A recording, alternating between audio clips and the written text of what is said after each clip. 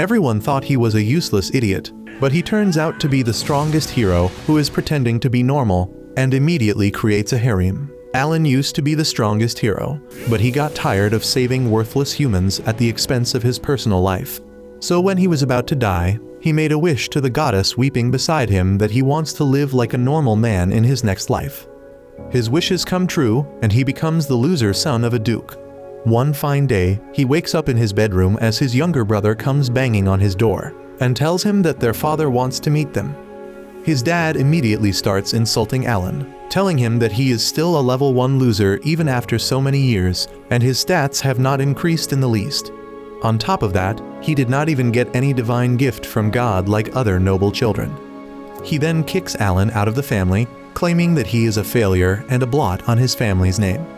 Alan gets out of the castle, completely unfazed, as he was waiting for this moment so that he can spend this life having fun and not worrying about other people, but realizes that he still has his powers from the last life. Just before he could go wander around, he hears a girlish screaming coming from a distance.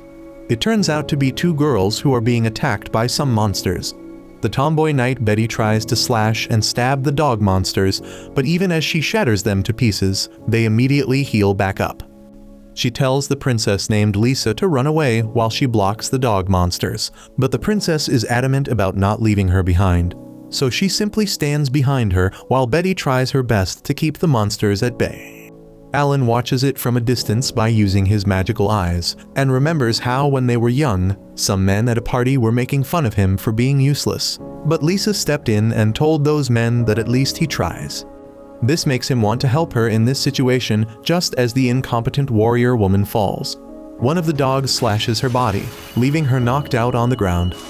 The monsters are just about to finish the job, but Alan musters all of his magical energy and runs faster than lightning to appear in front of the princess at the very last moment, grabbing the dog by its throat. Lisa is shocked as Alan attacks the 3 monsters before jumping in the air and scanning them. He finds out that they all have a core inside of them, so he uses his special ability that creates a bunch of ethereal swords around him and throws them at the dog monsters, completely obliterating them. Betty apologizes to Lisa for being incompetent and thinks that this is the end for her. However, Alan approaches her and uses his healing magic to heal her completely, and even restores her armor. This really shocks the girls as everyone knew that Alan was a useless loser without any power. He can't tell them that these are powers from his previous life, but the girls come to a conclusion that this must be a new type of divine blessing the church doesn't know about. He then asks Lisa what the hell is she doing out in the countryside, and she explains that while she was praying to the goddess, she received a prophecy that she needs to go to a faraway village to help the hero. There was no other detail, and she left the capital alongside Betty, who was one of the strongest female warriors, and her bodyguard. Lisa then asks Alan what is he doing here, and he replies that they should talk about that while resuming their journey. He gets up and fixes the carriage using his healing magic. While traveling through the countryside, Lisa learns that he was kicked out by his dad for being powerless. Now, he simply wants to live a normal life away from fame and people. She pities him, and even refuses to snitch him out to the king despite knowing how helpful his powers can be to the kingdom. Alan thanks her and promises to accompany her while she is roaming through the countryside in search of the hero. After a while, they finally reach the village that she was looking for, and surprisingly enough, they don't find any monsters roaming around the area, which is very rare. They walk around the village, but it looks empty until they finally see a horde of people, while a girl gets kicked out of an old man's house. This flat-chested girl turns out to be Akira, who is the current hero and holds the all-powerful sword that once belonged to Alan in his previous life. Akira doesn't even recognize Lisa and asks them to take her out to lunch first because she is hungry. While inside a restaurant, they start eating, and Akira tells them that she was wandering around the village when she spotted a young girl running through the woods. She grabbed her and asked if she was fine, but she claimed that the dragon was going to eat her. Hearing this, she decided to slay the dragon and hid the girl in a small cave before heading into the village to get some more information. But when she entered the old man's house to ask questions, he refused to talk and threw her out. Alan finds all of this a bit suspicious and theorizes that there is a possibility that these villagers are trying to sacrifice the girl's life in order to gain protection from the dragon. and that's why they can't see any monsters around the area. This theory makes sense to all of them, so Akira decides that she is going up the hill and slaying the dragon by herself. Lisa immediately volunteers to go with her, as according to the prophecy she needs to guide the hero, and Betty obviously follows Lisa. Alan takes a deep breath as he can't leave his friends alone, so he decides to go with them in case they get overpowered by the dragon. While climbing up the hill, Akira seems to be very confident in her abilities, and draws up a plan, claiming that she will go straight up and face the dragon, while the others should go around the mountain and pincer the monster. Alan knows that this hero is completely useless and will get destroyed, so he offers to go from the front alone, while the girls go around the mountain. However, Akira can tell that he is more powerful than he shows, and he might kill the dragon without letting her fight. That is why she wants to go from the front, and then requests to spar with him once she is done with the dragon. Alan agrees to the plan, and Akira ends up going straight up to the dragon, who immediately gets up and shoots a massive flame blast at her. She dodges it somehow, and uses her special abilities to cast lightning on the dragon. But her magic is so weak that it simply tickles the dragon as he laughs at her face. Suddenly, the dragon shows her that the little girl is also here, and reveals that he simply wanted to have fun terrorizing the villagers. That is why he released her on purpose. This pisses Akira off, and she musters all of her strength and rushes in with a lightning attack, slashing the dragon cleanly before posing like a hero. But when she turns around, she finds the dragon completely unharmed. He laughs and slaps her into oblivion, which completely incapacitates her as she lies on the ground, waiting for the dragon to finish her. Thankfully, Alan comes to her rescue and slashes one of the dragon wings cleanly, knocking the dragon down. He then tells the girls to get out of the area, while the dragon charges at him with full speed, but Alan simply uses his magic attack to throw an aerial slash which hits the dragon and stops him in his tracks.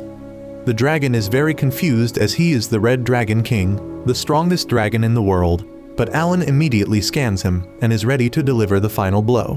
But the dragon starts running away like a coward, before jumping on top of the girls.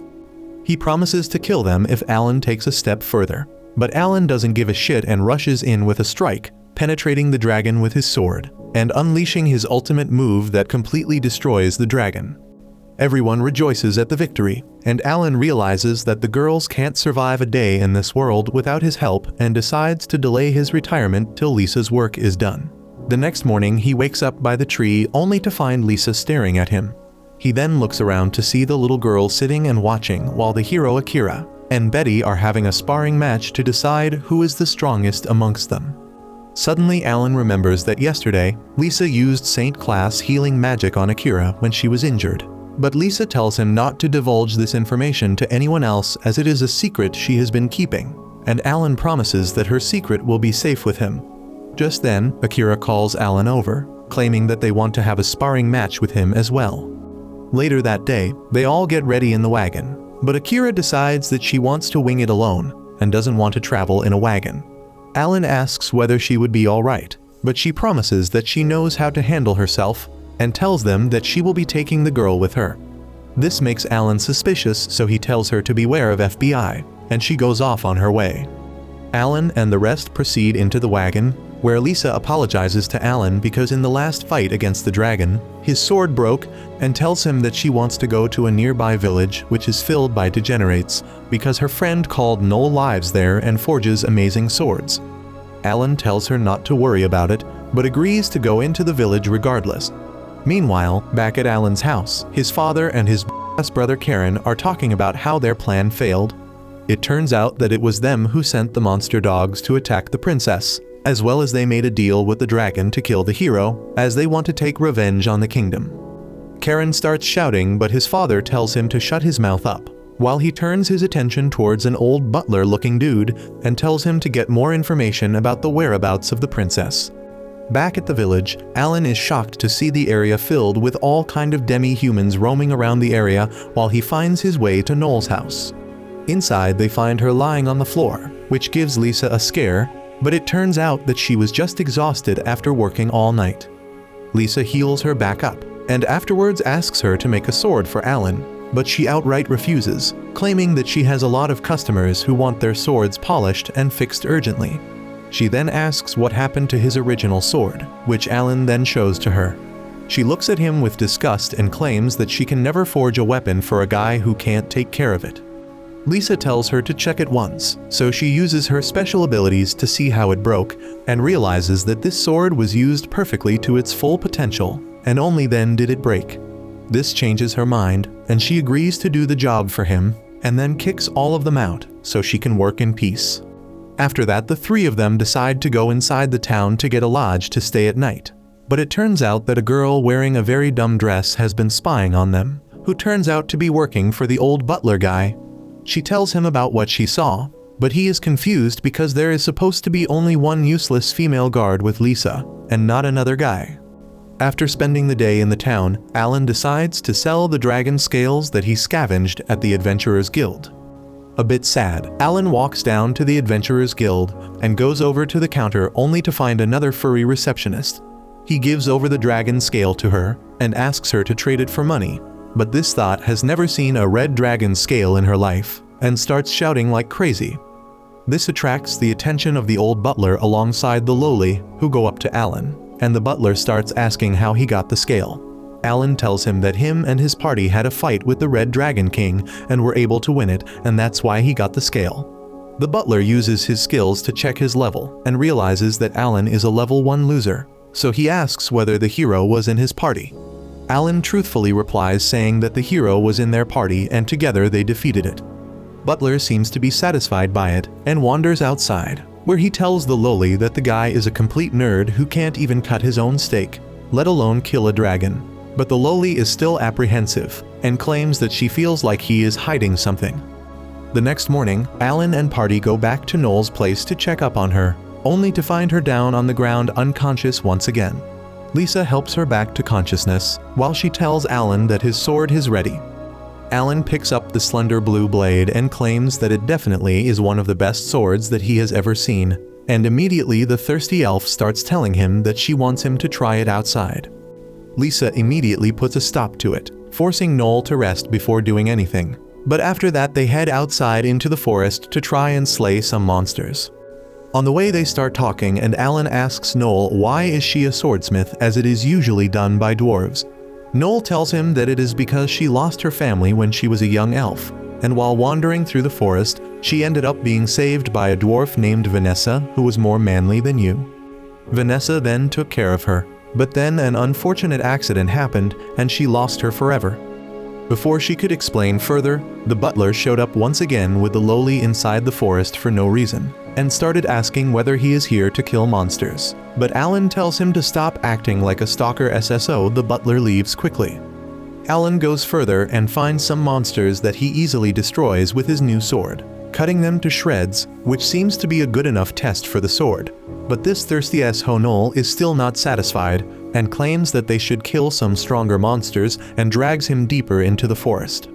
Suddenly Alan stops and uses his magic eyes before using his sword to slash away the magic barrier in front of him to reveal a giant wolf-tiger abomination that gives Noel some post-traumatic Down syndrome as she realizes that this is the thing which killed Vanessa, so she asks Alan to slay it immediately, while Alan stands there confused not knowing what the right decision to make is. Noel starts remembering about the past and how she was horribly neglected when she was young. Even though Vanessa took her back to her home, she hardly ever talked or cared for her, and spent most of her time hitting the blade over and over with a sheer sense of determination in each strike. Noel tried to get Vanessa's attention in every way imaginable, as she shouted her name again and again to no avail, and even when she wanted food, she would get no response. This pissed her off a little bit, so she would go and eat whatever she could find in the house. But even after that, she would get the silent treatment from Vanessa, who kept beating away at the blade like a clockwork. At last, Noel tries to do something really drastic and picked up a sword before losing her balance and falling over all the other tools. But despite that, Vanessa didn't even look at her once to make sure she is okay. She ended up sleeping at the table, and when the next morning came, Vanessa finally completed her blade at last, and only then did Noel see something resembling a smile on her face. Finally, she snaps back to reality and with tea-filled eyes, tells Alan to destroy the creature as he was the one who killed Vanessa. Alan refuses to do anything, as the beast is not trying to harm them. In fact, it is far away from human settlement, peacefully sleeping and minding his own business. Hearing this, Noel grabs the sword out of Alan's hands, and with clenched teeth, runs towards the beast to land a killing blow, only to be stopped by Alan as he warns her that this will be of no use as the beast has a protective spell around it which doesn't let an attack below a certain level land on it. According to him, they will need a sacred sword if they want to hurt the monster, but Noel tells him that her sword is good enough to be considered a sacred sword. Alan tells her that her sword is nowhere near the level of a sacred sword, and no matter how hard she tries, the blade won't even make a scratch on the beast. After saying that, he starts walking away, telling her that she could do as she pleases. The next evening he goes back to the town and meets up with Lisa and Betty before telling them the entire story about what just transpired inside the depths of the forest. Lisa is confused about why a great monster would be hiding inside the jungles doing nothing, but Alan claims that he suspects someone intentionally brought the monster in this area as they used a spell around the area which made the beast invisible to naked eye. He then turns towards Lisa and asks her what was the real reason she wanted to come here, as he doubts she will come here just to try and create a sword. Lisa smiles embarrassingly before revealing that he is right, and they came here to investigate the murder of the general of their army. According to her, the general was a very righteous and good man, but one day he was found assassinated inside of his own home, with no signs of any intruders and zero evidence apart from the fact that the killer took the general's head with him, leaving the body behind. Betty suspects that this was the work of a demon, as no human possesses this skill, but they have no idea why a demon would go out of its way to kill the general so secretively. Meanwhile, inside the forest, the lowly checks up on the monstrous wolf, but is confused how can a normal human being like Alan destroy the invisibility barrier she put so easily. She then heads back to the town to meet up with the butler and gives him the report. The butler claims that this town is boring and he wants to leave, so he tells the lowly to go and kill the princess as well as the elf Noel, which surprises the girl. The butler notices it and walks back to her, telling her that she has no choice as a slave collar appears on her neck. That night, Noel starts working on the blade once again after Alan gave her a bunch of information about what the problems are with the blade, and this time she was determined to produce a blade that could be rivaled by none. She keeps hitting the blade just like Vanessa did, but ends up getting exhausted and sleeps right where she was.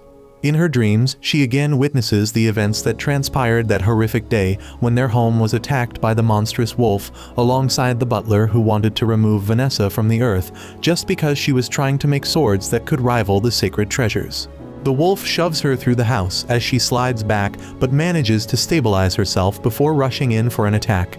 But to her surprise, the moment her blade touched the wolf, it shattered into thousands of places while the wolf tore her apart with her sharp teeth. With blood pouring down his teeth, the monster turns around to finish Noel, but suddenly a huge bolt of lightning shocks him, and the hero presents herself in front of Noel. The wolf doesn't really care and tries to attack her, but she shocks the monster once again, which it shakes off as if it was nothing before attacking again. The hero counterattacks and manages to slash the monster across the face thanks to her sacred sword, which scares the butler enough that he decides to run from the scene. The hero apologizes for not being able to save Vanessa, but Noel is distraught because even after Vanessa put all her hard work in that blade, it simply shattered on impact. She cries her heart out, vowing that she will make a blade which is better than a sacred sword. The next morning, she wakes up feeling much better and lighter. She wonders whether Lisa healed her and comes out to check, but finds no one, so she gets to her work again, while it turns out that Alan healed her at night to make sure she remained healthy. Later that day, she finally finished the sword, and this time confident that the sword was strong enough to compete with a sacred treasure, she wanders out at night all alone to try and kill the monster. She finds the wolf still sleeping and tries to spring up on it, but the wolf senses her and hits her away into a tree. She barely manages to stand up after that when the butler appears, commending her for her durability, as most people die when hit by the wolf. She once again rushes towards the monster, but with the power of bad animation, the wolf manages to dodge and kicks her in the back. The butler tells her to say her last prayers, but just as the monster was going to kill her, Alan appears in the middle and slashes the wolf away. The butler laughs and tells Alan that this was his plan, as it turns out that the lowly was entering the princess's chamber to finish her in her sleep, but finds her bed empty. Immediately, Betty and Lisa call her out from behind, as thanks to the barriers put by Alan, they can see through invisibility spell. The loli immediately tries to attack, but Betty intercepts her and after a bit of back and forth pushes her back. She was about to land the finishing blow, but the princess stops her, and using this to her advantage, the loli hits Betty on the head and grabs Lisa's arm, but stops right before killing her. The princess realizes that this girl is being forced to fight when Betty hits her on the head and knocks her out cold.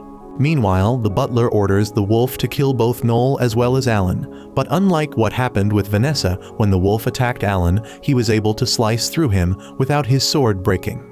The wolf dies immediately, and fearing for his life, the cowardly butler immediately runs away. Alan carries Noel back to the city where he meets up with Lisa, and they head up to interrogate the loli. They end up learning that she was enslaved when the butler raided her village and killed everyone, so she had no choice but to work for him as she has no home.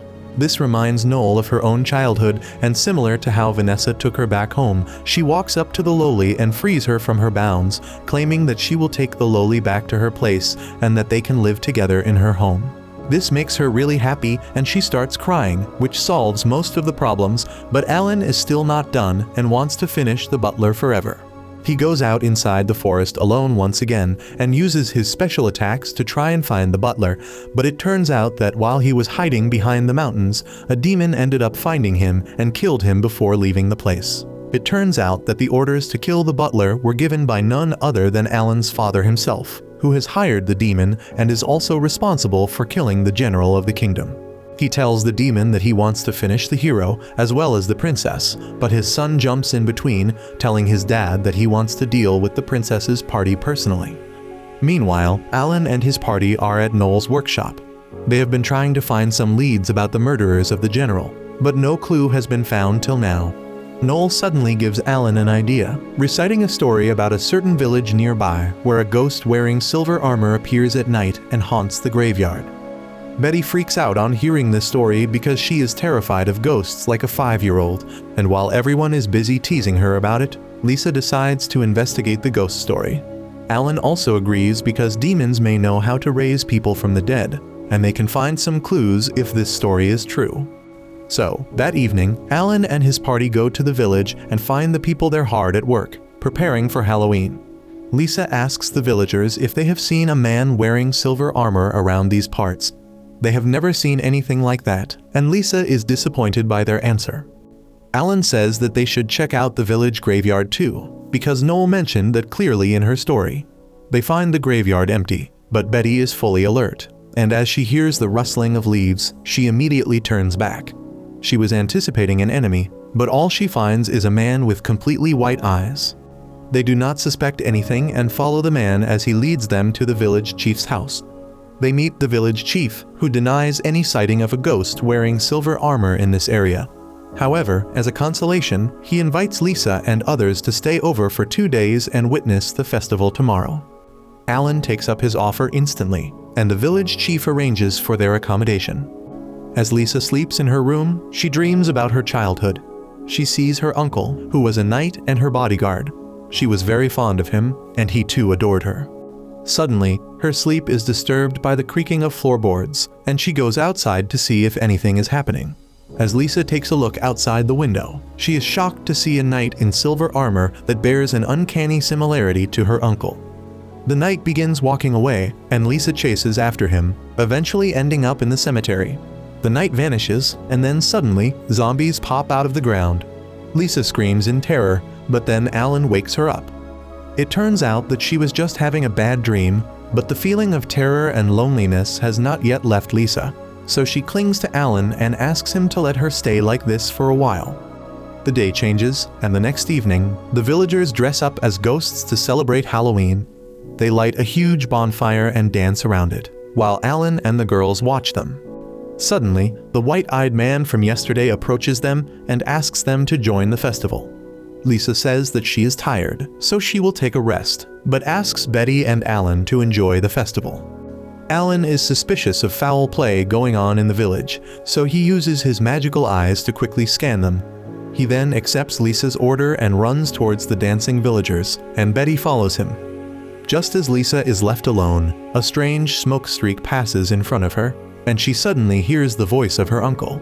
She turns around and sees him behind a crowd of masked villagers, so she eagerly runs towards him. She keeps pushing through the villagers as the knight walks into the darkness.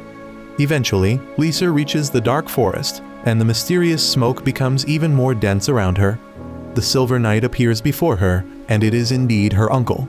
He tells her that coming to a forest at night is dangerous, but Lisa simply replies that she fears nothing because he is here with her. She recalls that he was once guarding her while she was taking a dangerous mountain route. Their carriage was attacked by monsters, so her uncle rushed outside to fend them off. He tried his best to protect Lisa and attacked a monster targeting her. However, the monster did not die with his first strike and attacked him instead. The knight was seriously injured, and the monster grabbed him in its jaw and started flying away. The knight used all his power to stab the monster through the heart, and both of them fell down into the river below. That was the last time Lisa saw him, and because the search party never found him, she believed that he was alive somewhere. Now, she asks him where he was all this time, and the knight replies that he had been burning with hatred for the royal family while hiding and plotting his vengeance. The knight tells Lisa that her father, the king, is trying to kill her, and she struggles to believe what she just heard. Her uncle claims that the emperor is targeting people born with natural gifts. He says that those gifted people include the hero, Noel, the general who lost his life, and even Lisa, who has the power of a saintess. The knight believes that the king considers people like them to be the apostles of God who will rebel against him and destroy his country. That is why he is going to kill all of them. The knight then stretches his hand towards Lisa, asking her to join him and defeat her evil dad. Lisa is stunned by his words, but she still decides not to trust him blindly. She claims that even if what he said is true, she believes that they can resolve this issue by talking peacefully with the king. The knight realizes that the girl is not going to fall for his act, so he reveals his true nature and begins levitating using dark magic. He attacks Lisa, but then suddenly, Alan arrives there to save his girl. He blocks the knight's attack and forces him to back up. Alan reveals that he has been keeping an eye on Lisa all this time, and he knows that the knight is being controlled by a demon right now. He uses his magic powers and breaks the spell cast on the knight's body to free him from the demon's control. Lisa is worried about her uncle, but he gets up and tells her that her worries are wasted on him because he is already dead. He thanks Alan for freeing him from the spell that forced him to attack his own niece. He reveals that whatever he told Lisa about the king trying to kill her was a lie. The knight then asks Alan to take care of Lisa for her, and he promises that he will keep her safe. The knight is glad to hear that, and then he makes his last request to Alan and challenges him to spar with him once. Alan graciously accepts the challenge, and the knight rushes towards him first. Alan blocks his first attack, and then the two men exchange blows while displaying their swordsmanship skills. As Lisa sees them, she recalls how her uncle once promised to protect her from every danger in the world until a man stronger than him was ready to stand by her side. Today is the day her uncle's long wish came true, and as he lays in Lisa's lap after being defeated by Alan, he tells her to stop crying. He says that she truly was like a daughter to him, and wishes her lifelong happiness as he takes his final breath. Later that night, as Alan is watching over the village from the fortified wall, the village chief approaches him. He asks Alan how long he has known their secret, and he reveals that he knew it from the beginning. All the people in this village were dead, and the village chief was the one controlling them with magic. Alan says that despite knowing that, he didn't want to bother this peaceful village. However, the village chief does not intend to live with his mercy because he is actually a demon. He summons out his zombies to attack him, but Alan uses his power and breaks the control of the village chief over the zombies. He then sends a flying slash that cuts the demon village chief and all his zombies into two. They disintegrate, and the village chief leaves behind a magic core. The next day, as they resume their journey, Alan analyzes the magic core and finds the powers of his younger brother in it. He believes that his younger brother was behind the reanimation of Lisa's uncle, as well as the death of the general. However, Lisa suddenly gets a message from a soldier who tells her that the general who was supposed to be dead has suddenly returned to them, and no one can believe this news. On the other hand, Alan's younger brother, Brett, is dreaming about the day everything went downhill. It was the day his mother died, and his dad lost his heart and all the faith he had in the world. He became a bitter and resentful man who looked at his sons with disgust and disdain. Brett was too young to understand what his dad was going through, and got scorned by him often. The servants talked about how Brett only played around despite the loss of his mother, and compared him to Alan, who was much more mature for his age. Brett took out that resentment on Alan and blamed him for looking down on him, just like their dad. He suddenly wakes up in a cold sweat and punches his pillow in frustration over the dream. Soon, he goes to greet his father, who laughs maniacally as he reads a letter. The letter in his hand burns as he declares that it is time to start their revenge on this kingdom and on the gods themselves.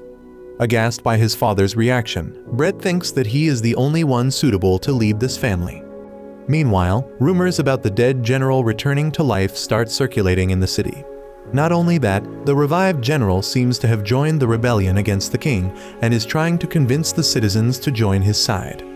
Captain Edward of the Royal Knights and his assistant are walking through the city, listening to the gossip and rumors. The assistant believes that the rumors were unavoidable, but they are spreading suspiciously fast. Edward also believes that someone is trying to spread the rumors deliberately, and his assistant asks him what he thinks about the general returning to life. He replies that it doesn't matter if the general is an imposter or a ghost, because if he is acting like an enemy of the kingdom, the knights will take him down. He is sure that if the general had been alive, he would have taken the same decision as him. They enter an alley, where a tall, hooded figure suddenly appears before them. Both the knights get ready to fight, but the man partially removes his hood to reveal that he is the archbishop of the church. Edward asks him what he is doing here in a dangerous place like this alone, and the archbishop replies that he wants to talk to him in secret and invites him to come with him. Edward accepts his invitation, despite the suspicions of his assistant. He claims that he is not going to fight a battle, and this is simply a trip to gather information. He leaves with the archbishop, but his assistant still cannot get over the uneasy feeling. The archbishop leads Edward to the knights' training grounds and then immediately dips. Edward is left all alone in the training area when suddenly someone attacks him from behind. He senses the attacker's bloodlust in time and stops his attack, only to find that it is his old friend and Alan's dad, Craig. Edward repels him, and they exchange some greetings, talking about how they have not changed at all in so many years.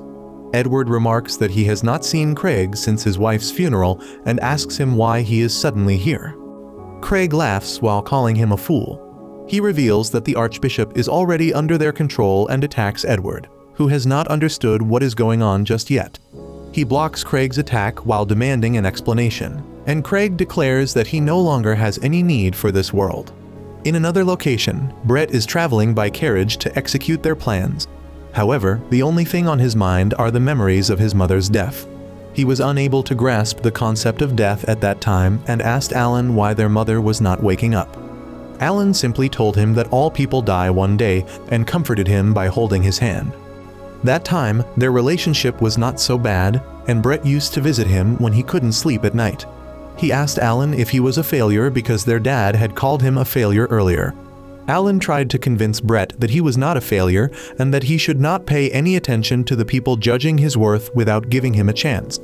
However, he could only cry because he couldn't believe his brother's words over his dad's and ran away from Alan. Soon, he began showing growth, and their father recognized him and started treating Alan as a failure instead. Brett was happy to receive Daddy's attention and also frustrated that, despite everyone calling him a loser, Alan paid it absolutely no mind. Brett told him that he was unworthy of their family name, but Alan told him that if he ever finds himself going down the wrong path, he should ask him for help. Brett is brought out of his nostalgia ride when a mysterious figure appears in front of him. The mystery man informs him that their preparations are complete and asks Brett to report things on his end. He replies that he has used his gift to control the archbishop and lure Edward out. The mystery man thinks that Edward is a troublesome opponent because he can nullify any gift within a 1-meter radius, and that is why he is considered invincible on the battlefield. Brett claims that his dad is already dealing with Edward, so they don't need to worry about him. If the worst-case scenario arises, he is ready to use his special ability to execute their plan without getting affected by Edward's abilities.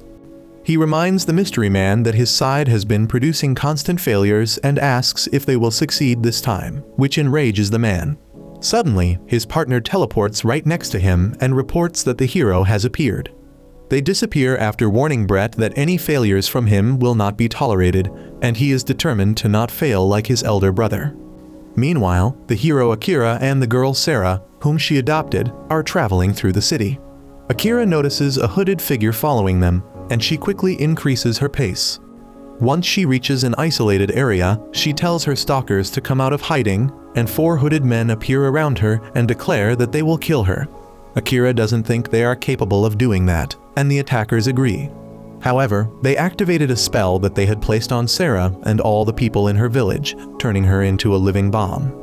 As Akira tries to comfort the girl, the hooded men charge up their fireballs, and their leader declares that as soon as the fireballs hit the girl, her life energy will be used as fuel, and she will explode.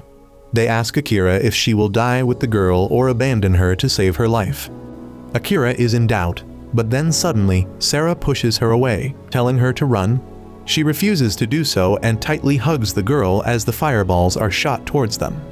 On the other hand, Edward's assistant has brought some knights along with him to look after their captain, when suddenly, one of the hooded figures appears before them. The assistant forbids the knights from attacking because he can tell that the mysterious stranger is much stronger than them. However, he declares that he is not here to harm them and offers to tell them the truth about the world. In the main city, the Archbishop and the revived General, Cyril, suddenly appear before the public. They are being manipulated by Brett using his special ability. General Cyril first apologizes to the people for the confusion and panic the information about him has caused. Then he immediately moves on to his agenda and says that he will tell them the truth about this world now. The Archbishop comes forward and says that the gods are lying to them. He claims that the gifts everyone receives are not divine blessings, confusing the people. Cyril asks them to think about it. He stresses that everyone's life is directed by the gifts they receive, yet many people do not receive the gifts they truly want or deserve. The Archbishop declares that the gods are using gifts to control humans like puppets, but there is a way to escape from being their slaves. He tells everyone that if they give up their gifts, they will be free of the control of the gods and become the masters of their destinies. The people don't believe what they hear, so General Cyril says that they have someone who can answer their doubts for them. With that, Brett makes his entry and tells everyone to look behind them. They find a giant dog-like monster there and freak out upon seeing it. Brett tells them not to worry, as the monster has been artificially created by them to help them with various tasks. Cyril says that a single monster is equal to 10,000 soldiers, and it has no weakness. Everyone believes the general's words, but believes that despite its abilities, the artificial creature cannot replace everyone's gifts. Brett says that his ability comes into play now. His ability is called Marionette, and the Archbishop claims that it can bring forth the true latent abilities of an individual, and even if they give up their gifts, they can become much stronger with its help. He assures that the abilities will be something that they have developed with their own will, and will lead the world into a new era of prosperity. The people start believing them now, but wonder what will happen once Brett passes away. He was also waiting for that question, and he summoned one of his hooded companions to answer it. He declares that once he passes away, his friends will help the people by giving up their gifts and embracing their hidden potential. The mysterious figure removes his hood to reveal that it is actually a demon. The crowd panics upon seeing it, but Brent assures them that he has successfully established a friendly relationship with demons. He declares that the demons were the ones who informed them about the truth about gifts, and they are the ones who can help them get rid of them. He tells everyone that they don't need gifts to live good lives, and they cheer as they accept his words as truth. Brett basks in their appreciation and thinks that they all need him. Meanwhile, the battle between Edward and Craig is coming to an end, with the Knight Captain on the losing side. He is certain that he has nullified Craig's gift, but he is too powerful even without it. He suddenly realizes that the source of his strength is not his gift, but his level, which Craig affirms. He declares that by leveling up, one can transcend the limits of being a human and obtain the strength to even kill gods. Edward is soon disarmed and brought to his knees, and Craig points his sword at him when suddenly, a hooded person enters the arena. Craig asks him if he has defeated the hero, but the person attacks him instead, before revealing that it is the hero Akira herself. When the demons attacked her earlier, instead of exploding, Sarah emitted a protective barrier, giving Akira the chance to finish the demons. She recalled that Alan had overwritten the curse spell on Sarah before they parted, and thanks to that, everything was resolved peacefully. Meanwhile, Edward's assistant also refuses the teachings that the hooded demon gave him and says that even if gifts are being used to control them, they protect the kingdom as its knights of their own will. He and his men draw their swords, but the demon simply vanishes and begins hunting down the knights one by one. Even the assistant is injured, but he is still not ready to give up on his knightly ideals just yet. Suddenly, the female knight Betty arrives there to back him up. Back at the city square, Brett is basking in the glory as the people accept him as their savior, when suddenly he hears a familiar voice asking if he is enjoying himself. He looks ahead and finds that Alan is here, and that makes all the pent-up rage inside Brett explode as he prepares to face his brother. Alan simply brings out a small holographic projector that shows visuals of Betty confronting the demon on her side. She asks the demon if they conspired with the Westfeld family and tried to assassinate General Cyril and Princess Lies. The demon affirms and Betty asks him his objective. Confident that the woman is going to die at his hands, the demon reveals his plan to her, unaware that the lowly is there, holding a device that is sharing everything he says to Alan in real time. The demon says that people who possess powerful gifts, like the General and Lies, will only get in the way of their plans. This message is heard by all the humans in the city square and Brett panics as he finds his plan being exposed. He is furious at Alan for being a nuisance to him and loudly yells at him to not be an obstacle in their scheme. Everyone hears that, and Brett realizes that he messed up. Suddenly, Princess Lies makes her appearance and tells everyone that there was an assassination attempt on her life, and she was attacked by an artificial monster like the one they see. The people believe her, and Brett loses his mind after realizing that his plan will never succeed. He begins laughing like a maniac and tells Alan to not blame him for what he does next. He uses his marionette ability to control the knights and makes them attack the public, but Alan reacts before that and shatters the strings. The Archbishop and the General also fall unconscious as Brett's skill loses its effect over them. He screams in rage and lets his artificially created monsters loose. Everyone panics on seeing that, and while Lies directs them to a safe place, Alan looks at his brother. He thinks that if he had raised him better, he would not have turned out like this, but thinking about the past, he is certain that Brett refused all his offers for help. Now, he is determined to save his brother from becoming an irredeemable villain. Brett leaps towards him, calling him a failure while shooting his strings towards him. Alan simply grabs those strings, pulls his brother towards him, and knocks him out with just one punch. Meanwhile, Lies is comforting a crying child, and Alan asks her to take care of evacuation and other things here. He wants to stop his dad's evil plans now, but Lies is worried that it would be an emotionally wrecking battle for him. Alan remembers how coldly his dad treated him, but he still wants to stop his evil actions anyway. On the other hand, Betty is fighting the demon in the streets. The battle is confusing for the knight assistant, because all he sees are the sparks as their blades clash. Betty is taking help from Lowly and turning invisible so that the demon cannot face her. The demon realizes that he is outmatched, so he plans to withdraw, but the Lowly notices it and throws a dagger at him. Betty takes action immediately after that and delivers a fatal blow to the demon's heart. After the demon disintegrates, the assistant captain kneels before Betty and thanks her. She tells him that they have work to do because the demons are attacking all over the city at once. She asks everyone who can still fight to save the citizens, and the assistant swears to save everyone even at the cost of their lives. Suddenly, Noel arrives there to support them with some fine weapons. On the other side, the hero Akira and Captain Edward are facing Craig, who has put both of them in the corner. He is radiating an intense dark aura, and Akira feels that he is predicting all their moves with ease. Edward tells her that Craig's gift is called Undertaker, and it allows him to see various possible futures. However, it requires too much focus and puts a lot of strain on the user's body. Edward tells Craig that his wife would not have wished for him to take such steps for power. Craig tells him that he foresaw his wife's death over and over, and no matter what he tried, he could not change that future. He felt powerless and hopeless after he lost her, and thought that her life was nothing more than a plaything for gods. Craig starts shedding tears of blood, saying that his wife Mariel's gift was called Sacred Mother, and she was supposed to give birth to the hero who will save the world. However, she gave birth to a failure like Alan, who didn't even get a gift.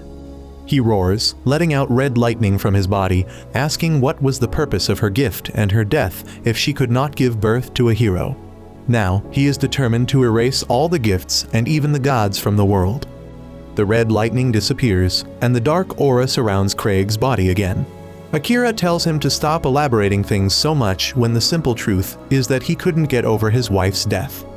Craig tells her she is right, and then suddenly, he begins exchanging his life force for overwhelming strength. He shoots a dark magic beam towards Akira, who counters it with her lightning bolt, and they are equally matched. However, Craig puts more power behind his attack and overwhelms the hero, blasting her away.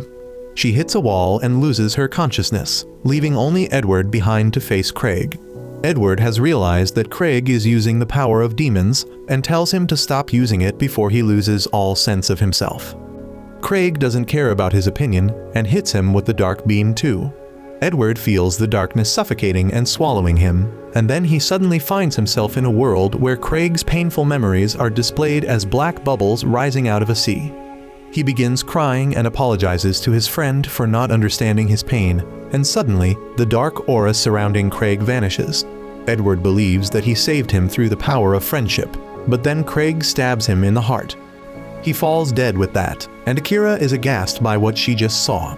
She yells at Craig, saying that his friend was thinking about him till the last moment, but he doesn't care about it anymore. He tells her it is her turn to die next, and shoots a dark beam at her.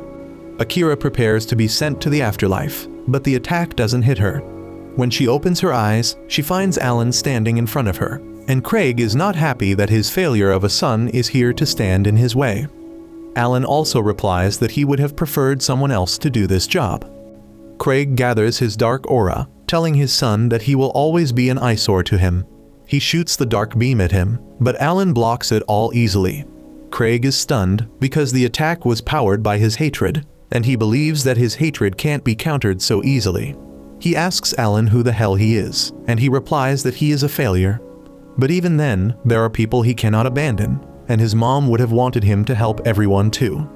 Alan unleashes a radiant aura, but Craig is ever more angry at him and asks him to not take his wife's name. His hatred and darkness begins overwhelming his body, and he shoots an intense dark beam towards Alan, who finds it hard to block. Suddenly, Alan finds himself in the sea of his father's grief and senses his bottomless despair. He sees the memories of his mother's death and funeral, and those of his birth too. This is the first time Alan realizes how much his parents loved each other. But despite this, he will not let his dad destroy the world. He unleashes his full power and dispels all the darkness surrounding him. He then uses his special move and summons multiple ethereal swords and sends them towards Craig. Craig takes a direct hit from the powerful attack, but he still looks fine at the first glance. However, he suddenly starts trembling, and then the severe damage he received brings him down to his knees. He coughs blood on his battered sword, and then yells at Alan, calling him a failure. He lets his power go into overdrive mode, and releases all of it at once, creating a tornado around him. His power creates dark clouds in the sky that grow and engulf the entire sky. The city turns dark and the people panic, anticipating the end of the world. However, Lies asks everyone to keep calm and trust Alan. In the training arena, Craig is still releasing an insane amount of dark energy, and Akira says that this is beyond human abilities. Alan says that he has no choice but to stop his dad now. He begins releasing his full power gradually while running towards his dad. He catches speed and then uses one of his ultimate attacks called Flash and charges towards Craig with his entire body covered with dense magic. His piercing attack collides with the dark tornado, sending droplets of dark energy flying everywhere. Alan keeps drilling through his dad's defenses, when suddenly, dark tentacles appear from the tornado and latch onto him. He finds himself in his dad's mind, with nothing but a dark sphere in front of him. He hears groaning sounds from the sphere and realizes that it is his dad, being held prisoner by his rage. Alan realizes that he was not much different from his dad, because he was also running from the betrayals of his past life all this time.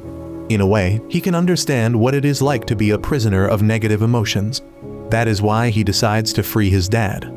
He stabs the dark sphere, and suddenly, a bright pillar of light appears in front of him. The pillar of light begins expanding, gobbling up everything in its path, And with that, the darkness surrounding Craig in the real world subsides. Then, with a green light, he appears again, severely injured. A mystically glimmering butterfly descends towards him, and just as it perches on his hand, Craig's body starts to crumble down. As he is reduced to nothing, Craig finally accepts that his failure of a son has finally accepted his destiny. He cries, taking his wife's name as the last words he ever speaks before the mystic butterfly guides him to the afterlife. Soon after that, Alan visits the king, who grants him the title of the Duke of Westfelt for his great services in the recent battle. However, Alan respectfully declines the reward, and the king accepts it. As he walks back to his office, his assistant asks him if he was sure to let the boy go. The king remembers holding the young Lies in his arms, who excitedly told him about Alan. He thinks that the boy saved the country and his dear daughter, so this is the least he can do for him. Meanwhile, Alan is preparing to leave with Noel and the lowly when Lies comes running there and asks them to let her take her along. They are surprised because a princess should not leave the palace without reason, but Lies informs them that she is now Lies Westfelt and will look after that territory. Alan has no choice but to accept her on hearing that. Noel then asks her about Betty, and Lies says that she is a guard of the royal family. However, now Lies is not an immediate member of the royal family, so she cannot serve her. Despite that, Betty is trying her best to find a loophole to serve her. Alan asks her if she will be fine without her, and Lies claims that she feels much safer with him around. With that, they get on the carriage and depart for their new life. However, little do they know that there is another person in this world with powers like Alan, and she knows him too. She wonders why he reincarnated in this world, and decides to find out soon enough. Alan sees a dream of his past life, in which the winged angel apologizes to him while he is on his deathbed. She cries, saying that she didn't make him a hero thinking that he would end like this, and thanks him for saving the world, before asking what his final request was. He wakes up from the dream with that, and heads downstairs, where Lisa is preparing breakfast for him. As soon as Alan sits down, Noel comes there, scantily clad, and Lisa freaks out on seeing her in her underwear. Alan tells her to at least wear something before coming here, and she just winks, saying that he has seen her even more vulnerable. Lisa freaks out and rattles him, demanding an explanation. He explains things as they sit down to eat, and says that Noel's workshop was too hot, so she had just taken off some clothes, and that was the end of it. Noel then reminds him that he has to help her test out some new weapons, and Lisa says that he has to help her do some paperwork as well. He has even promised the lowly to take a nap with her, and Alan freaks out because he forgot about all those promises. Suddenly, a dog-eared girl from the Adventurers Guild comes for him, because there is a mountain of requests for him. She begins dragging him along, but Lisa and others stop them. They begin fighting among each other to get the right to spend time with Alan, and he is embarrassed by the attention he is suddenly getting. He manages to do everything but gets too exhausted because of it. Later, he tells everyone that he is planning to travel to the nearby empire for a change of pace, and if he finds a good place on the way, he will settle down there permanently. Lisa is not happy about that, while Noel tells Lowly about the Victor Empire, which is a powerhouse country that is on friendly terms with their kingdom. It is famous for its multiple dwarven smiths, and Noel decides to come with Alan to see the empire. Even the Lowly says that she will come along, and Noel manages to convince Alan to let them join them. Lisa, however, has to stay back to manage the duchy. Well, she calls Betty and ditches the work on her, so that she can also join Alan on his journey. On the way, Noel asks her if it is really fine for her to leave the duchy to travel, and Lisa says that she needs to visit the empire to confirm some things. Even though the empire is on friendly terms with them, the emperor is ambitious and would have attacked them during the chaos a few months back. However, they did nothing, and she wants to see what they are plotting as the new Duchess of Westfelt. Soon, their carriage passes through a rough mountain road, and Noel complains, asking if they can't take a smoother route. Suddenly, Alan stops the carriage because he just spotted some monsters called sand wolves up ahead.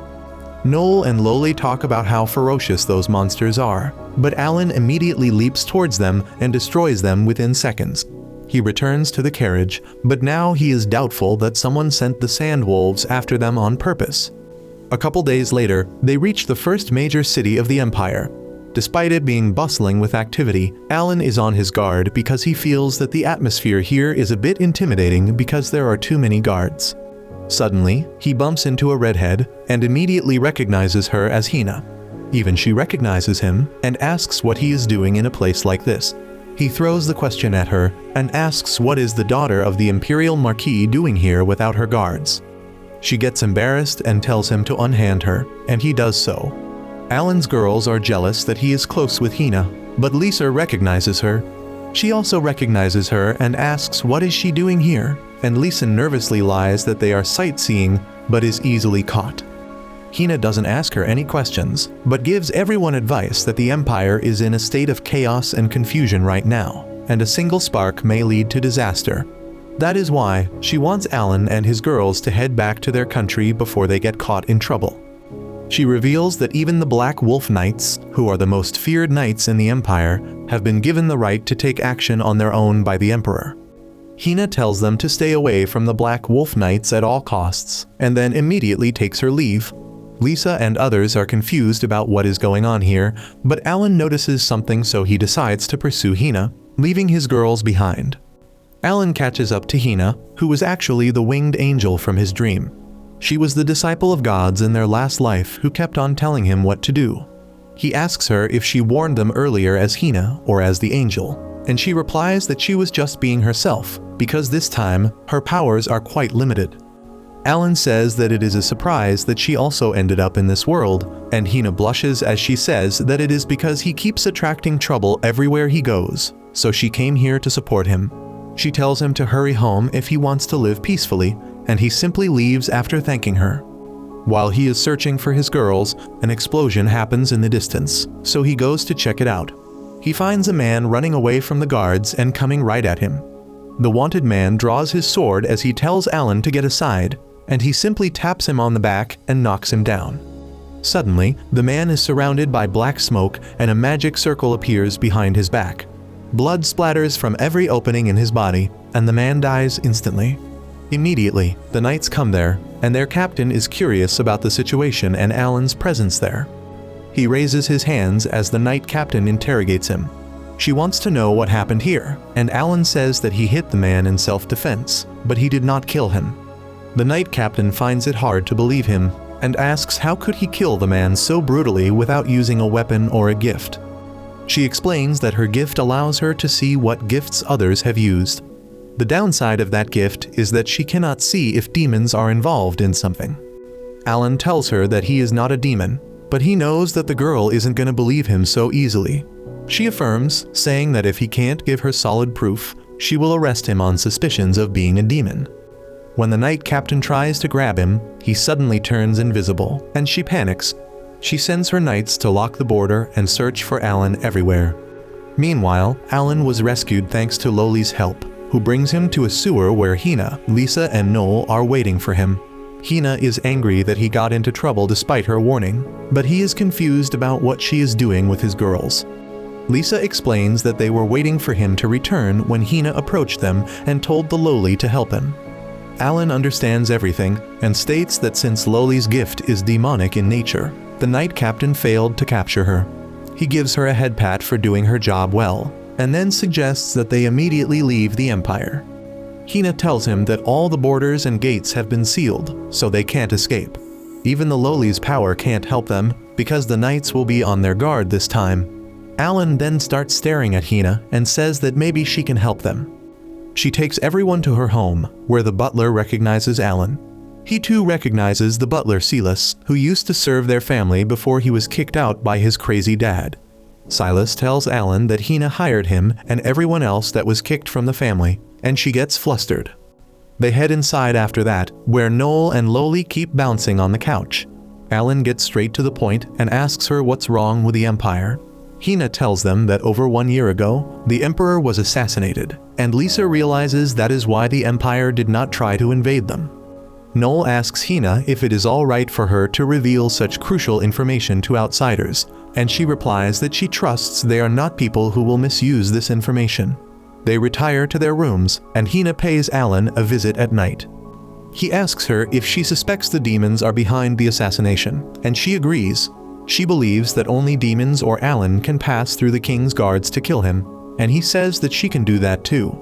Hina claims that there is no merit for her in doing that. Alan then asks since when has she been watching over him, because otherwise she wouldn't have hired the butler and others, and not met him immediately after he entered the Empire. Hina says that it was just a coincidence and leaves for her room. Once she exits Alan's room, she is glad that she saw his smile after what seemed like forever. In their past life, she served by his side as the disciple of gods. She saw Alan turn sad because of the hate he received from everyone, and that is why she decided to reincarnate in this world to ensure that he lives happily here. Hina has been watching over Alan since forever, and she was happy that he met people who kept him happy, even though she is jealous that she was not among them. Soon, Alan's party settles in Hina's castle, but Noel starts throwing a tantrum because she is bored. She wants to see the dwarven workshops the Empire is so famous for, but Hina tells her to give up on that because the city is under strict guards right now. This deals a severe blow to Noel's mental health, and she starts forging an invisible blade out of her imagination. Alan remarks that the Black Wolf Knights are only after him, so Noel should be fine even if she goes out. Even Hina attests to that, and Noel is super excited now. The next day, she and the lowly head out into the city and explore various blacksmith shops before trying out some street food. Noel suddenly notices that there are a lot of elves here, and all of them are staring at her. She becomes delusional that they think she is cute, and starts imagining how she will sign autographs for them. However, as they approach her, Lowly takes action, and drags Noel away from them, acting as her bodyguard. Once they return to Hina's home, Noel is exhausted, but she is also happy that she is quite popular. Hina tells her that she is popular among the elves, but not for the reasons she thinks. She tells Noel to follow her if she wants to know the reason for her popularity, and the entire group tags along. They reach the empty courtyard, where Hina uses her divine powers, and with a bright flash of light, everyone is teleported to a forest. Everyone is stunned, and then Hina tells them that this is the Forest of Elves, and Noel can learn more about herself here.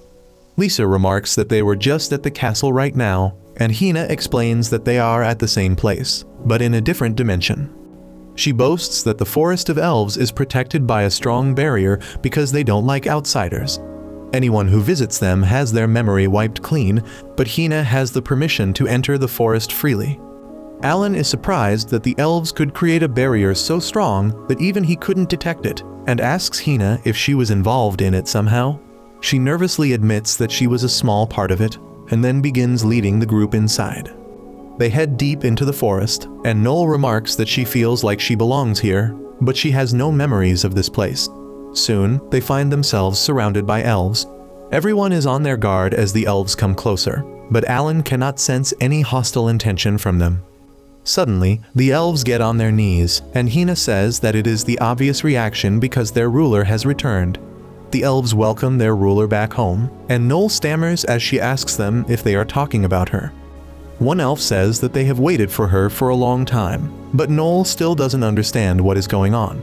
After Hina affirms that she indeed is the last remaining elf with the blood of the royal family, she finally realizes her position. The elf from before introduces himself as Percival, the representative of the king, and once again welcomes Noel and her friends to the forest. He invites them to their settlement, which is a bunch of tree houses.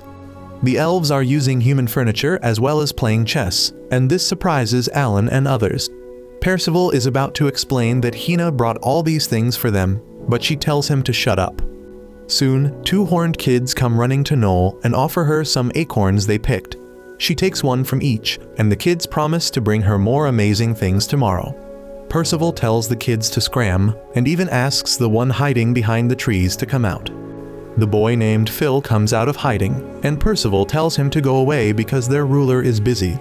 Noel says that she has time to talk to him, but Percival doesn't agree to that. Phil complains that the other kids talked with the ruler even though they are bad people. Percival loudly scolds him for being a racist piece of shit, and the boy runs away crying. Noel is curious about what he meant by bad people, but Percival says that it was nothing and starts leading the group inside. Meanwhile, in the human world, the Knight Captain Lazette, who picked a fight with Alan earlier, sneaks out of a building. She is greeted by her rude subordinate Oswald, whom she sent on a mission to find the Forest of Elves. he reports that he failed, and Lizzie lectures him about being a bloodthirsty battle junkie. He throws the same insult back at her, and she places her sword at his neck. Oswald doesn't even care and returns to his mission. Back in the Forest of Elves, everyone is enjoying a party, with Noel being the center of attention. Percival sits next to Alan and begins talking about how odd the time was for the elves without their ruler. He explains that if elves do not serve their rulers, they can neither grow nor bear children. Percival credits Hina for bringing hope into the lives of the elves by telling him about Noel. Not only that, Hina also took it upon herself to introduce the reclusive elves to other cultures. She brought them human items, and the elves began to understand humans better because of that. Thanks to that, many elves freely visit the human world. Alan asks if Hina was the one who brought the horned children to the village too. He knows that they are demon children, but assures Percival that he doesn't bear any hatred towards demons in his heart. However, he is curious about how demons, who are hated all over the world, live peacefully with the shy elves. Percival explains that 3 years ago, Hina suddenly asked them to take care of the 2 orphan demon kids. Most elves were not in favor of that, but Hina told them that if they lived alongside other races, they would grow even without their king. That's why everyone agreed to let the demon kids stay here, but most of them still don't accept them. Later, Noel is exhausted because of all the unwanted attention she got, and she is not happy about how unreasonable the elves were while trying to convince her. Loli nervously asks her if she is really going to become the ruler of the elves, and she replies that she has no idea about it at the moment. Seeing the atmosphere turn too gloomy, Alan suggests that they should take some rest now, but signals Hina to meet him later. Noel is left alone in the living room, wondering about her decision. She achieved her mentor Vanessa's ambition by forging the ultimate sword, and now she has no goal of her own. Burdened by her confusion, Noel decides to take a walk in the fresh air. As she stares at the moon, Alan is watching over her from the window. Just then, Hina visits him and asks if the gesture earlier was to call her to his bedroom. She asks him to be gentle with her because this is her first time, and as she pouts for a kiss, Alan tells her that she can go now as he is done with her. Hina is furious and lashes out at him for leading her on, and after she settles down, she asks him what he wants. Alan says that he wants to know about the demon kids. Hina first curses Percival for being so loose-lipped, and then tells Alan that there are a few things about demons that he doesn't know yet. First of all, demons aren't even a distinct race. When a person is overcome with hatred for other people, and they wish everyone else to be dead, the will of the world recognizes them as a demon. However, demon kids are exceptions because they are born to demon parents who almost always abandon them. They are hated and hunted down the moment they come into this world, and that is why their hatred and demonic attributes grow. The demon kids kill to survive and become stronger, continuing an evil cycle of hatred. Hina says that she found the 2 kids when they were being chased by humans, and she couldn't just let them be, so she rescued them.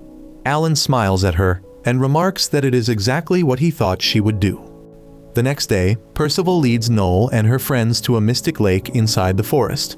Noel seems to be out of it, and Hina asks her if she is too troubled about making a decision. She asks her not to be guilt-tripped into becoming the ruler of the elves, because they are figuring out how to live on their own. Just then, the 2 demon children come there and gift Noel a sparkling stone like they had promised.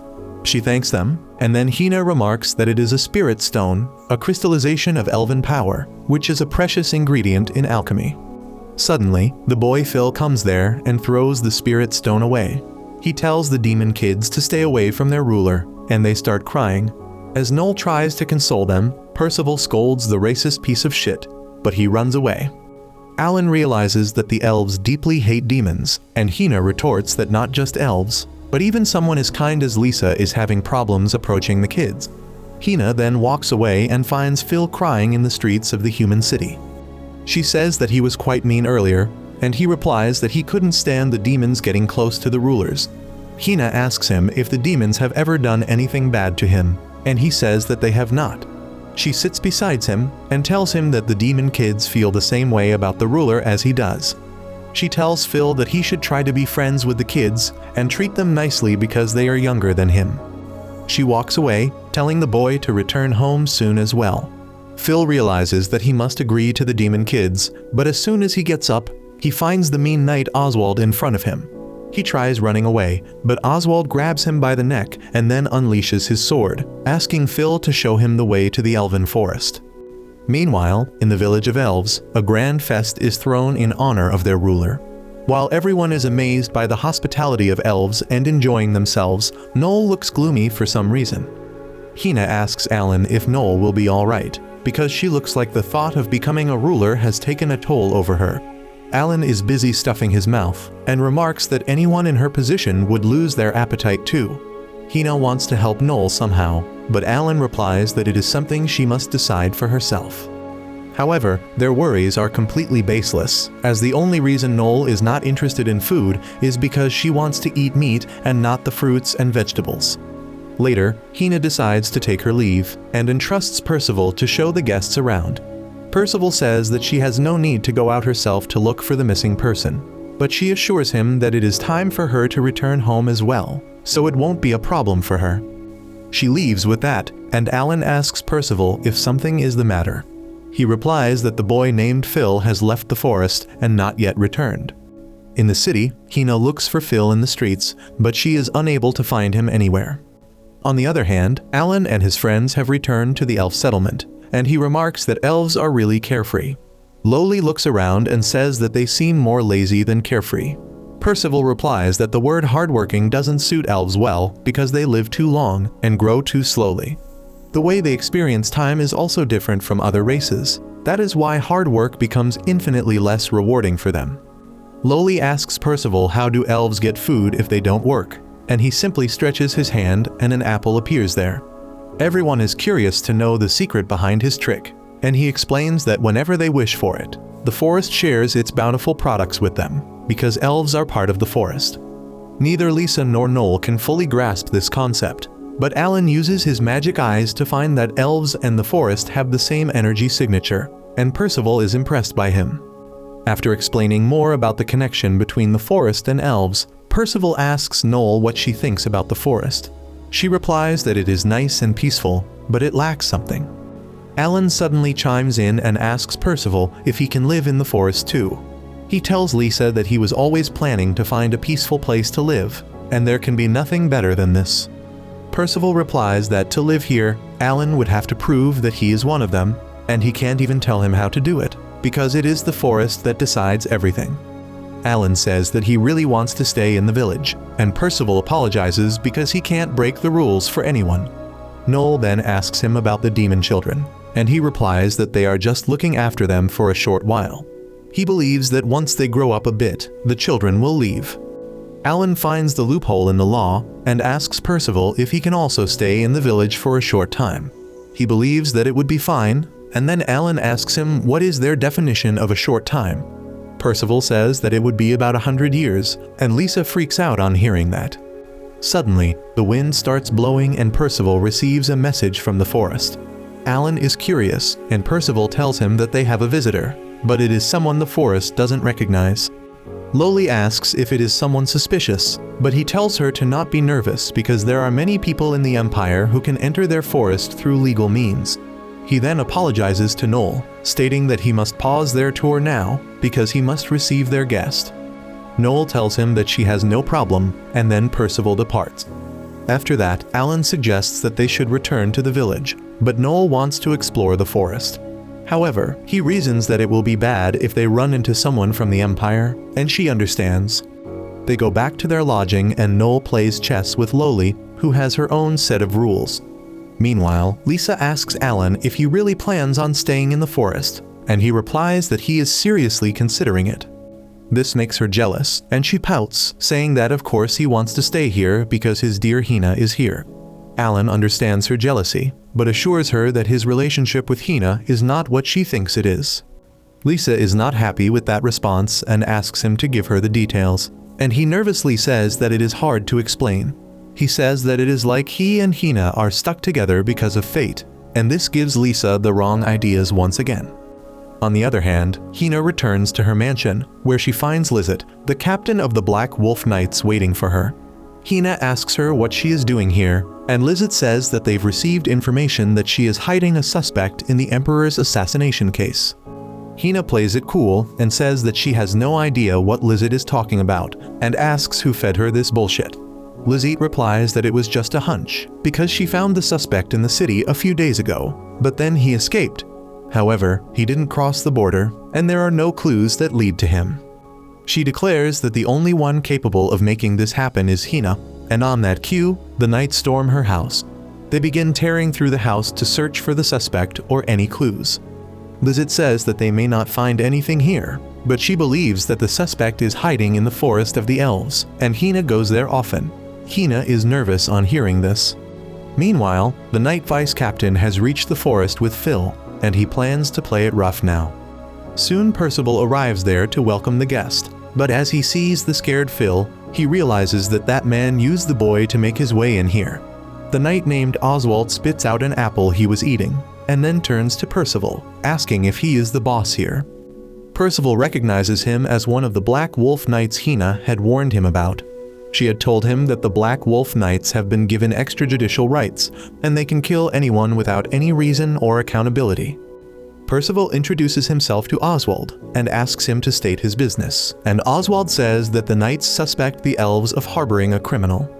Percival says that he has no idea who he is talking about, but Oswald is high on his authority and yells that if he said the culprit is here. He grabs Percival's collar when he tries to talk sense to him, but then suddenly, the demon children come there. They think that Oswald is just another guest and offer some fruits to him, and he recognizes them as demons. Percival tries to shield them, but the knight shoves him out of the way and laughs, saying that he came looking for a criminal but found some demons instead. Percival begs him to not do anything to the kids, but Oswald snaps his fingers and causes a giant explosion. Noel feels it because of her connection with the forest, and then takes out the spirit stones that the demon children gave her. The stones are glowing, and Noel believes that the kids might be in danger. Alan asks her what happened, and she tells him that a scene just flashed through her mind, and she saw the Black Wolf Knights attacking the demon boys. She declares that this is unforgivable and rushes to help them. Loli joins her, and Alan is left behind, thinking about how he always wanted to save everyone in the past, but not everyone wanted to be saved by his hand, and it created a hole in his heart. Suddenly, Lisa snaps him out of his thoughts, and he decides to head out to support Noel. In the forest, Percival somehow shielded the kids from the explosion using a barrier, and he asks Oswald to leave the forest because the children are innocent. He doesn't care because being born as demons is their greatest sin. Percival tells the kids to stay behind him, and then tries attacking Oswald with his barrier. He just laughs while backing away and decides to test him. He snaps his finger and makes the tree behind Percival explode, sending him rolling forward. Percival is defeated, and then Oswald goes to execute the two terrified demons. Phil comes between them to protect the kids, and Oswald decides to kill him first.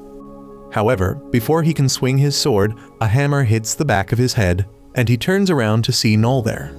As everyone calls her the Queen, Oswald gets the idea that she is their leader, but Noel insists that she is just a swordsmith.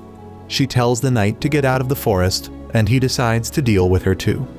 He snaps his fingers to explode a tree near her, but Loli notices his trick in time and moves Noel to safety. Oswald keeps snapping his fingers to cause explosions, and Loli and Noel can only run, while complaining that Alan is taking too long. On the other hand, Percival fears that Noel may be harmed, so he manifests a sword using magic and charges at Oswald. The knight is too fast for him, and he easily dodges his attack before kicking him away. He is about to strike down Percival, but then Alan arrives there and blocks his sword. He gripes that just when he found the most peaceful place to live, some idiots come to disturb it, before flicking Oswald away. The knight asks him to identify himself, and Alan says that giving his name away would take longer than the actual fight. Oswald can't tolerate the insult and he tries to attack him, but Alan uses his magic eyes to diffuse his power. He decides to target Noel in that case, and sets up an invisible chain between his hand and her. He snaps and sends a flame towards her, but Alan cuts it off. Oswald is shocked because Alan can see through his ability, but he yells that the fight is not over. He draws his sword and rushes towards him furiously, but Alan instantly appears behind him. Before he can give him his punishment, he asks the knight why was he trying to kill the two boys. He replies that he doesn't need any reason to kill demons, and attacks Alan, who dodges and strikes him back, ending the battle swiftly. Later, Lisa heals Phil, and he goes to play with the demon kids who have become his friends now. Lisa then tells Alan that she was very happy when he saved the demon kids. She talks about how kids are born without sin, no matter which race they are born in, and he thanks her for her kind words. Meanwhile, Loli is checking up on the unconscious Oswald, and Noel wonders what they should do now. She believes that defeating a knight is like declaring war on the Empire, and Alan remarks that Hina will scold them like an old granny when she learns this. Coincidentally, Hina arrives there just then, and everyone panics as they try explaining the situation to her. She sighs before lecturing Alan just like he predicted, and then says that she will deal with the aftermath. She also has good news for everyone as the roads leading out of the city have finally been opened again. She tells everyone to hurry home, but Alan seems to be taken aback by this news. Later, Percival bids farewell to Noel, asking if she is sure that she doesn't want to live in the forest with the rest of the elves. She replies that there is so much she doesn't know about being a ruler. Noel says that if she keeps traveling with her friends, she will see the world and become more suitable to become a ruler. Percival says that they will always be waiting for her, and then Noel and friends wave everyone goodbye, promising to be back someday. However, little do they know of the trouble haunting Hina now. She has been arrested on suspicion of assassinating the Emperor, because of a deal she made with Lizzet to ensure Alan's safety. Soon Alan loads up all the items they need for their journey back home in a wagon, and Noel throws a tantrum because she wanted to visit more blacksmith forges. She is determined to return again and spend an entire month looking at dwarven forges. Meanwhile, Alan notices that Lisa is looking a bit gloomy because they didn't get to say a proper goodbye to Hina. Alan agrees, saying that they left her house in such a rush that they didn't even have the chance to see her. Lisa wants to thank her for everything, but Alan assures her that Hina is not good at accepting gratitude anyway. He says that they should start their journey now, and as everyone is about to get on the carriage, someone asks them to stop. They turn around to find a red-headed boy they have never seen before, and he asks them to help his older sister. Lisa turns to Alan, and he complains that they were just about to leave this empire before they got caught in more trouble. Noel asks him to at least hear the boy out because it may be possible to deal with his problem quickly. Loli also thinks the same, and Alan has no choice but to hear the boy out. He first introduces himself as Curtis, Hina's younger brother, sending everyone into shock. Soon, they go to an inn, where Alan asks Curtis to explain what he meant by saving Hina. He reveals that his elder sister was detained by the Black Wolf Knights on charges of assassinating the Emperor. Now, she is being taken to the capital so that her punishment can be decided, and she will most likely be executed. No one can believe this news and say that Hina can never do something like this.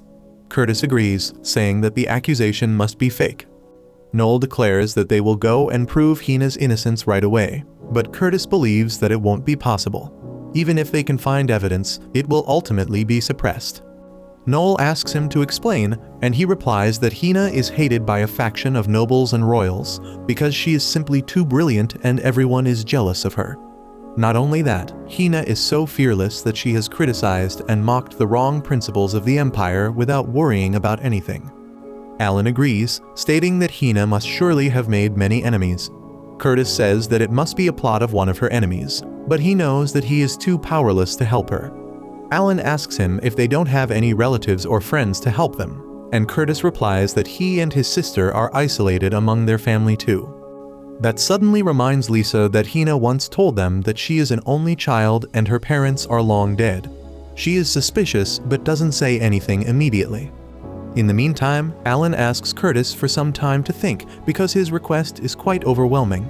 He cannot refuse that and says that he just wants to save his elder sister, whom he loves more than anything else in the world. Later, Alan is sitting by himself, thinking about the situation when Lisa and the girls approach him to talk about Curtis. Alan himself is suspicious of the boy who showed up to them with a request they could not refuse just as they were about to leave the city. He also knows that Hina has no younger brother, and Noel recalls that only after being reminded. She also points out that they have never met Curtis before, so it is odd that he knows that they are friends of Hina. However, Alan can confirm that Hina has been arrested by the Black Wolf Knights. He just used his divine eyes to check up on her, and found that she was being taken to the capital by a wagon. The girls are now confused if Curtis is really Hina's brother, and Alan says that the best thing to do now is to reach the heart of the issue and solve it from there. Lisa fears that it may be a trap, but Alan tells her that he will figure something out. Meanwhile, Hina is being transported with her hands and feet cuffed. She asks Lizette if she could not make her journey a little more comfortable, and she tells her that this is the standard protocol. Hina tells her that she can't escape, and Lizette says that there is always an element of uncertainty about her. She claims that if Hina escapes, she will have to be executed in her place. Hina gives up and lies down, asking Lizette if she really fulfilled her promise. She replies that she certainly did. She claims that now Hina has been arrested as the one who assassinated the Emperor. Alan and his friends don't matter at all. Hina, however, doesn't fully trust her, and she declares that if anything happens to her friends, she will kill everyone responsible for it by any means possible. Meanwhile, Curtis has been waiting for Alan and friends with a bulky knight and a fancy carriage. Once Alan reaches there, he asks about the knight, and Curtis says that he is his guard and coachman. He assures them that the knight is someone he trusts, but the girls don't, and they tell Alan to protect them if anything happens. They get into the fancy carriage and depart for the capital, but Noel and Lisa cannot stop being overly cautious. Curtis notices that and asks if anything is wrong, and they get nervous, so they start talking about how nice his carriage is. Alan has had enough of hiding his doubts, and he asks Curtis if he really is Hina's younger brother. Noel also demands him for an answer, and Curtis acts hurt as he says that it is only right for them to be suspicious. He then says that he is from a branch family and Hina is actually his cousin. He talks about how Hina has always behaved like his real sister and how much he adored her. Curtis says that he was a talentless and weak boy, so everyone ignored him, and Hina was the only one kind to him. He recalls how he was left alone and hurt at a party, and she came there to help him. They became closer since then, but his parents hated Hina, so they took him away from her. Curtis says that he has been watching over Hina from a distance all his life, and he coincidentally saw Alan and his friends meeting his sister, so he knew they were her friends. Curtis says that he could only helplessly watch when the Black Wolf Knights took Hina away because he is a coward. His words move everyone, and Lisa tells him that he is not a coward because he dared to come to them for help. Noel also apologizes for doubting him, but Alan and Lowly don't say anything in particular. Curtis then asks Alan about his relationship with Hina, and he replies that they are just friends. Curtis says that they seem to be getting along really well, and Lisa agrees, saying that they both seem to vibrate on the same frequency like they have known each other for decades. Lowly asks if they are married, and Lisa is shocked to hear that. Alan asks her to at least think about things rationally before getting shocked, but she begins rattling him. Seeing their shenanigans, Curtis just laughs, saying that he didn't know his sister has such good friends.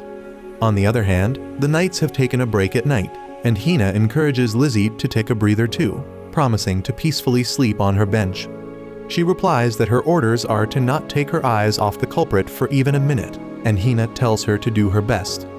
She then asks Lizzie what happened to Oswald, the man who attacked the Forest of the Elves, and she replies that he was pardoned for his action because they succeeded in their primary objective. Hina is not happy to hear that, and then remarks that the Empire is full of shitty people like those who framed her for assassinating the Emperor. Lizette says that it is her fault for making too many enemies. Hina doesn't mind it because Alan is safe because of her. Meanwhile, Alan's group is forced to halt their journey because the gates to exit the city they are in has been closed.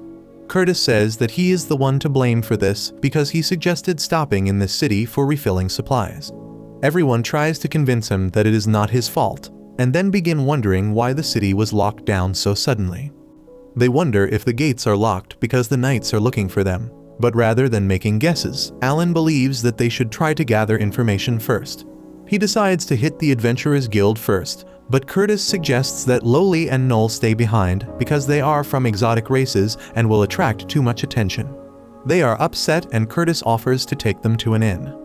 While those two are not happy about it, Lisa suddenly blushes as she realizes that she will be alone with Alan.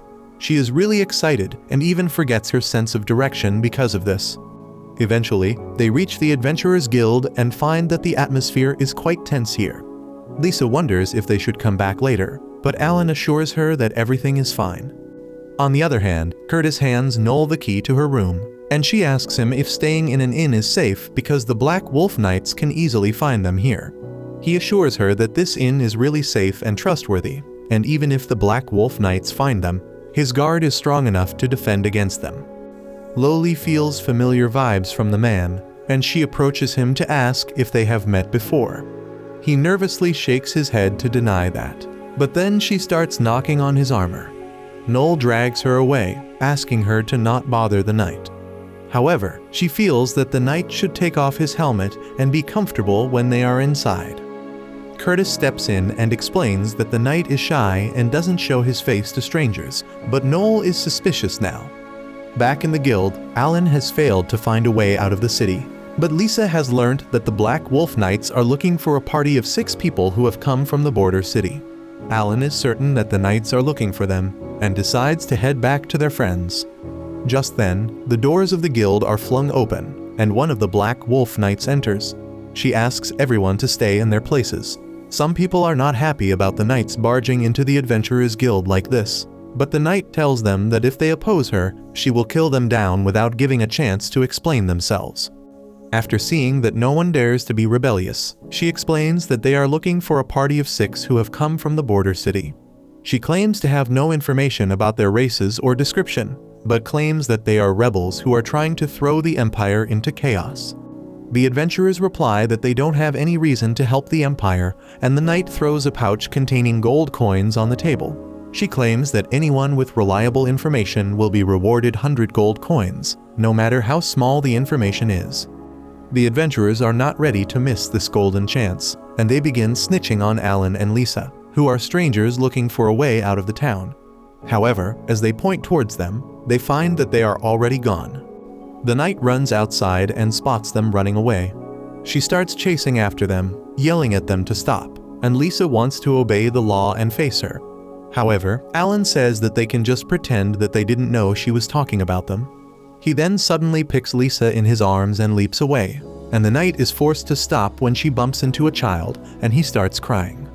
She starts healing the boy, giving Alan and Lisa the chance to get away safely.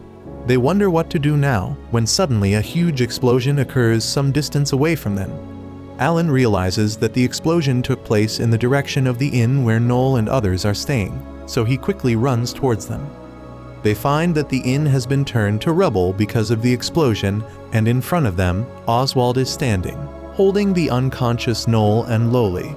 Alan and Lisa are shocked to see him there, and Oswald declares that he will pay Alan back for what he did in the Elven Forest. Alan draws his sword against Oswald, while Lisa notices that Curtis is trapped under rubble. She tries rushing towards him to help him out, but Oswald tells her to stay at her place. He declares that this is the stage for his showdown with Alan, and he wants no interference. Oswald remarks that Alan looks quite calm, and asks him if he doesn't care about these girls at all. He lifts Loli up, and Lisa begs him to stop. Oswald acts smug, asking them if they realize which of them is superior now. In return, Alan asks him a simple question. He asks Oswald if he can strangle the girls before his head is sent flying. The jerk says is offended by this question, and to prove that he is at advantage here, he tries harming Loli, but then suddenly, his arm is chopped off clean. He begins screaming as the realization of the injury hits him, and drops both the girls as he rolls on the floor. Alan walks up to him and tells him that he has a lot of questions for him, so he should get quiet first.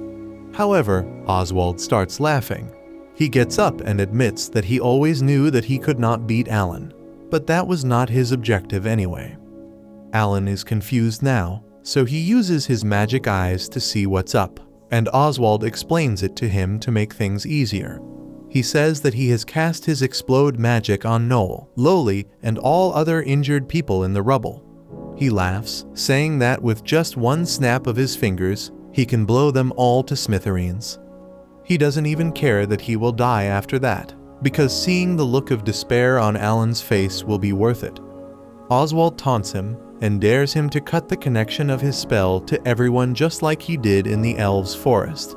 He is confident that Alan cannot save everyone no matter how hard he tries. Oswald tells him to make a choice, and Alan just stares at him with eyes devoid of any emotion other than rage. Beginning, he recalls an incident from his past life as the hero. One day, some monsters attacked a village and killed everyone there. The only survivor was a boy. Woe could only cry and pray for help. One monster found him, and the boy was certain that he was going to die. However, Alan arrived there just then, and made quick work of all the monsters in his way before heading towards the boy. He stabbed the monster through its chest, and then approached the boy, gently telling him that everything was fine now. Alan stretched out his hand, but the boy began crawling away from him in fear, throwing stones at him and calling him a monster. Those words stunned Alan, and they are what made him loathe the responsibility of being a hero. Now, he thinks that he is not a hero anymore, so he has no obligation to save the people he doesn't know. He thinks that his priority should be saving the lives of his friends, but he cannot abandon the people after all. Oswald snaps his fingers to activate his magic, but Alan uses his special technique at the exact same time, making time pass slowly for him. He sees the fire from Oswald's fingers traveling to everyone through the connections. He slashes them one by one, saving everyone from being blasted away, and even rescues a woman who was stuck under the rubble while doing that. Oswald is aghast that no one is exploding, and he keeps on snapping his fingers over and over. Alan puts his sword to his neck and asks if he has any last words. Oswald just calls him a monster, and Alan prepares to swing his sword when suddenly, a female knight comes there and requests him to stop. Alan tells her to stay out of it, and she declares that Oswald has committed an unforgivable sin of attacking the innocent people, and he needs to be severely punished by that. However, she claims that the Black Wolf Knight Order should punish him. Alan says that he can't trust the words of a Black Wolf Knight. The knight admits that his doubts are justified, but she promises that she will personally make sure that Oswald is punished. The knight introduces herself as Celia, the vice captain of Black Wolf Knights, and swears on her honor that Oswald will be brought to justice. Alan decides to trust her words and puts his sword back. After that, they take shelter at another inn, and Lisa comes back after checking up on her friends to tell Alan that they are all fine. She tells him that the city is no longer locked, so they can head to the capital tomorrow, but Alan is doubtful. He thinks that if the Black Wolf Knights were really looking for them, they are backing away too easily. That also makes Lisa question who is commanding the knights. Since the Emperor has been assassinated, they must be acting under the orders of someone who represents him. On the other hand, Celia and her knights enter the forest, where she contacts Lizette and informs her that they have lifted the lockdown on the city as per the order of their boss. Celia then requests permission to execute Oswald, but Lizette tells her that their boss will personally deal with the matter now. Suddenly, a black smoke surrounds and restrains Oswald, who just laughs at it. The smoke takes the form of a giant mouth, and Oswald tells the boss through it that he refuses to be his dog. The dark smoke mouth gobbles him up, and then bares its 3 eyes at Celia and others. Meanwhile, Lizette has taken Hina to a secured room in a castle. She plans to leave and asks Hina if she wants anything. She tells her that it would be nice if she could supply her with some books. The next day, Alan and his group reach the capital, where they find out that they need a permit to enter the city or they will be arrested. Noel suggests that they can just get a pass then, and Alan tells her that it is next to impossible. He points out that Noel and Loli are from exotic races. Lisa is a former princess, while he is the most suspicious one of them all. Lisa is busy thinking of a solution, and it seems that she has come up with something. She says that they will dig a tunnel to sneak into the capital, and everyone wishes to not have heard it. However, Curtis tells her that it is a brilliant idea because the capital has many secret underground tunnels. Alan is curious and asks him to explain in detail. Curtis says that the capital has many underground escape tunnels that only the imperial family knows the location of. He says that it will be risky if the entire group takes that route, so he and his guard will go through the main gate. while Alan and the girls look around for a secret tunnel, and they finally find one late at night. They enter it and find that it is a creepy and rundown place. They think that it must not be used in decades, but then suddenly Alan spots someone with his magic eyes. Two knights are coming towards them, and they somehow hide their presence using Loli's abilities. They resume their journey after that, wondering what the Black Wolf Knights are doing here. Noel fears that Curtis was caught and ratted them out. Alan, however, thinks that it might be something more troublesome. Just then, Lizette comes there, wielding a bow and arrow, and seeing no one in front of her, she fires an arrow ahead. Alan catches it, dropping his invisibility, and Lizette says that she was waiting for him. Alan asks her how could she see him, and she replies that Loli's power don't erase their presence, they just make them invisible, and she could tell their location by listening to their heartbeats.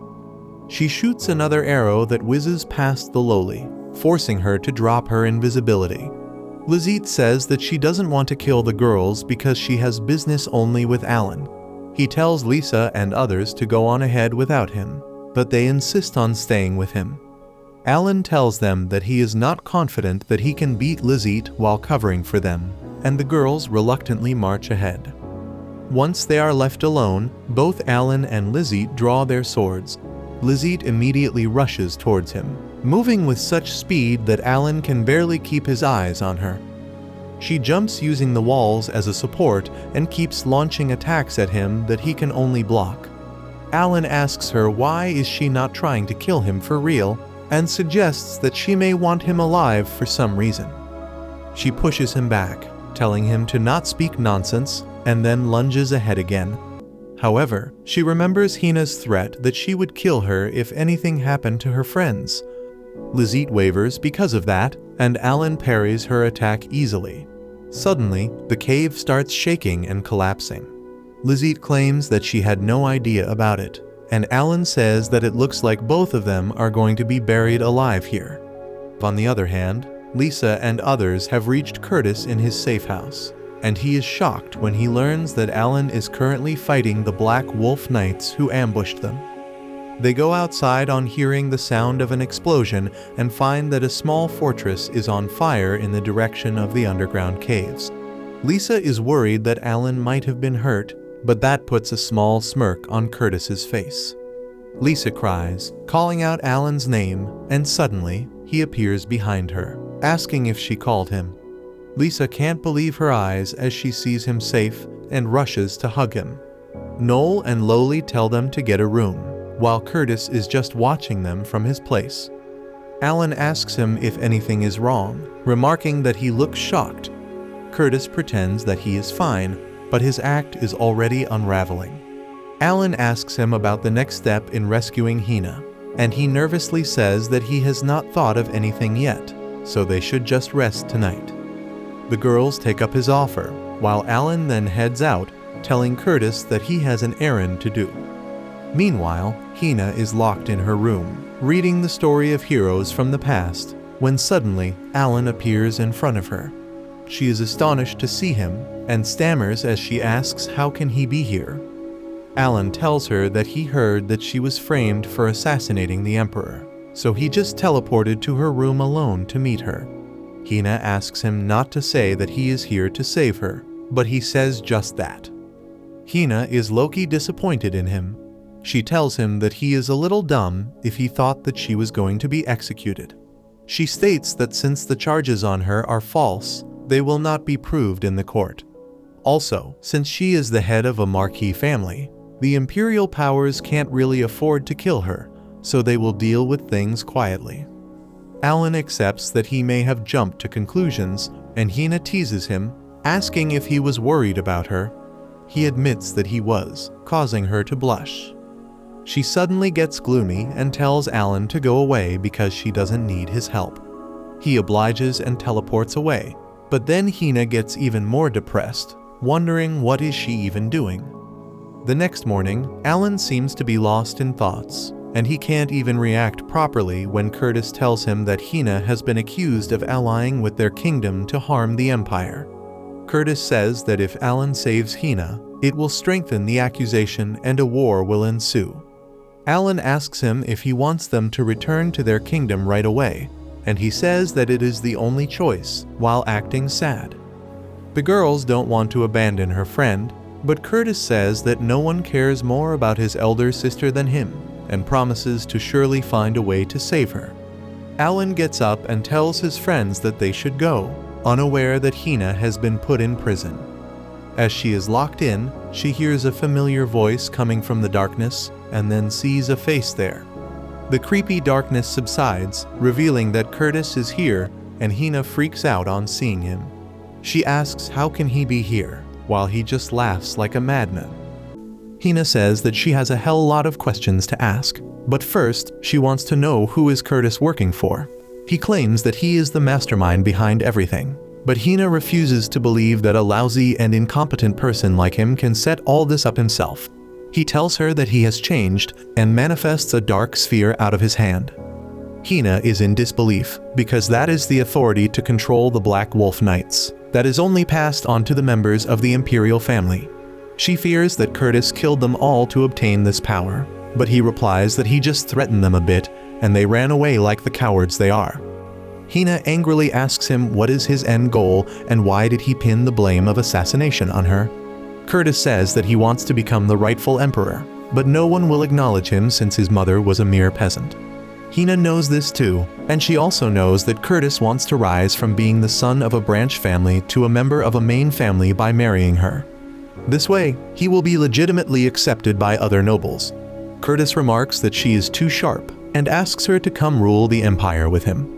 Hina, however, is furious at this stupid plan that involves a Sweet Home Alabama relationship. She lashes out at Curtis, calling him stupid, and he flinches on hearing that, but says that this is for Hina as well. He says that if she becomes the empress, she can punish all the people that have prosecuted her in the past. Hina replies that she only looks towards the future, so she has no desire for revenge. She tells the nervous Curtis to do whatever he wants by himself, and then goes to the bed. He tries to convince her and acts like he truly cares about her, but she simply turns her back to him. He is furious and tells her to take some time to think over things because he is not going to take no for an answer. He walks away with that, and Hina is hurt and angry too.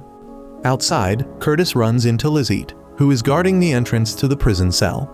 He makes small talks with her about the underground tunnel that collapsed and almost buried her alive. She replies that she is completely fine and apologizes for letting Alan escape.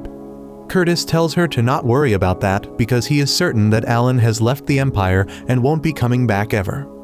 On the other hand, Alan and the girls are heading out of the capital. The mood of their carriage is too gloomy with everyone lost in thought, and Noel can't take it anymore. She begins screaming, asking everyone if they plan to be silent and awkward the entire way.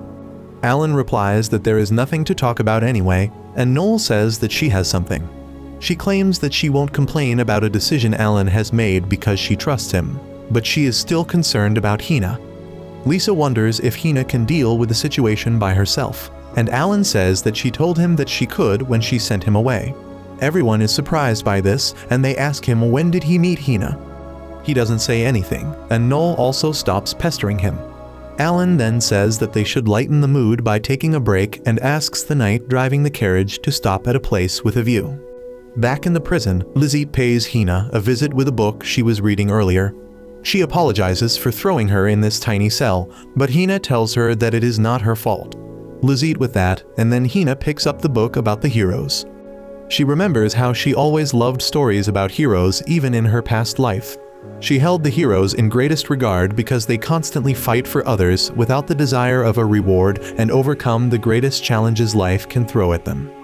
However, the untimely death of the heroes after they had completed their mission deeply pained her. That is why, when Alan was chosen as a hero, she did her best to guide him and ensured that he survived the obstacles he faced. In the end, even that did not change his fate, and he died like the heroes in the stories. That is why she doesn't want Alan to act as a hero and sacrifice himself this time. The next day, Curtis visits her cell again, asking if she is ready to work with him now. Hina tells him that it is out of the question, and he tells her that she will be executed if she doesn't work with him. Hina reminds him that he was the one who set it up. She tells him that she would prefer dying than marrying him. He threatens to send an assassin to kill Alan and burn the Forest of Elves, but she says that she will bite her tongue and die before he can do that. Curtis flies off his handle with this, and seeing that he can't convince Hina, he punches her. She falls to the ground and he begins kicking her to vent his rage. He suddenly stops and begins apologizing, saying that he didn't mean to do it, and then runs away. He throws a tantrum in his room, smashing everything because things are not going his way. Suddenly, a dark air surrounds him, and he decides to change the way he does things. On the other hand, Alan and his party have stopped in a town to restock their supplies. Noel and Lowly buy all the things they need, but then Alan sends them to another errand. That was just a ploy to send them away, because he could sense that Lisa wants to talk to him in private.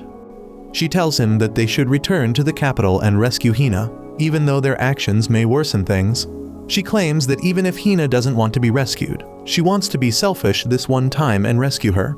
Her words stun Alan, and then suddenly, the night driver arrives behind him, saying that if he wants to save someone, he should do it without thinking about anything else. The voice of the night sounds familiar, and both Alan and Lisa seem to recognize her. In the prison, Curtis approaches Hina again, and when she refuses to talk to him, he tries forcing himself on her. However, he notices her disgust at this action and backs away. He is suddenly consumed by evil, and two dark hands manifest over him that he uses to strangle Hina. He laughs like a maniac, saying that he will make her belong to him, even if he needs to kill her for that. Suddenly, the dark hands are cut off, and Alan is there with the knight. Curtis is furious to see him, and even more so at the knight, who removes her helmet to reveal that she is Celia. Curtis says that she has betrayed him, and she replies that she serves the Empire and not a pig-headed tyrant like him. The truth is that Curtis desired only Hina, and he had no intentions of becoming the Emperor. In the past, he made a deal with a demon to make his wishes come true. The demon used his power and brought forth the severed head of the Emperor instantly, freaking Curtis out. However, the demon told him that if he wants to have Hina, he must become the Emperor himself. Curtis still thought that it was impossible for an outsider like him to become accepted as a member of the imperial family, much less as the Emperor himself. The demon then offered him the power to overturn everything, and Curtis accepted it. The dark magic of the demon surrounded him and stole his senses, launching him in a murderous spree. He attacked the demon with a fruit knife and stabbed him repeatedly like a maniac. The demon just laughed at this, and then his body disintegrated into energy and made its way inside Curtis, turning him into his puppet. Now, the demon overtakes his body once again, and the hands of darkness that Alan just cut begin regenerating. He unleashes his full power, ravaging the prison walls and bringing them down. He attacks with the dark arms, but Celia and Alan manage to slice them off. He launches a surprise attack at Alan, who dodges it, but the attack hits Celia and shatters her armor. She falls to the ground, and Hina instantly rushes to her side. Curtis then attacks Alan, who just parries his attacks before slashing him and sends him flying. Curtis loses his power and asks Alan why he came here to ruin his plan that was going well. Alan calls him a fool to think that his plan was going well, and then asks about his true objective. Curtis says that he just wants to be the Emperor, and Alan asks him why did he try to kill him then, because that won't help him become the Emperor. Curtis struggles to come up with an answer, and Alan reveals that the Emperor's throne means nothing to him because all he wants is Hina. Curtis yells that he is wrong, so Alan just asks him why he wants to be the Emperor. He gets confused as he tries to answer, and Alan remarks that the demon's power seems to have consumed him, because he was using his power to hurt the person he cares about the most.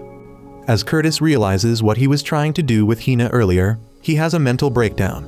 Celia leads Hina away, but hearing Curtis crying reminds her of their childhood. She goes to comfort him, but suddenly, Curtis snaps and says that Hina is not accepting his feelings because of Alan. He grabs her with his dark powers and promises to kill Alan, and then win her heart. Alan tells Curtis to let go of that power, but he has already gone off the far end. The demonic power overwhelms him, distorting his physical features. He declares that he will have Hina, the Empire, and the entire world. Alan and Celia charge at Curtis, who launches a blast of his dark power at them. They are being pushed back by his power, when suddenly, Lizette arrives there, and in a flash, she chops off all the dark energy arms. Everyone is shocked to see her there, and she explains that she owes Alan one. Curtis asks her what she is doing, and she replies that she has suppressed the desire to kill him for a long time, and now is the chance for that.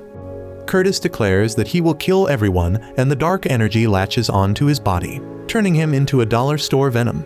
He attacks Alan with his full power, but he just jumps up to dodge his attack and then disperses it with one slash of his sword. Curtis goes crazy, and then Alan speeds towards him with a special move. He stabs him in the chest, and then his sword begins glowing brightly. Alan finds himself in the subconscious mind of Curtis, who is curious about him and his power. Curtis says that he can easily conquer the entire world with his power, but Alan replies that he just wants to live peacefully. Curtis says that if he had power like him, everyone would acknowledge him, and maybe even Hina would like him.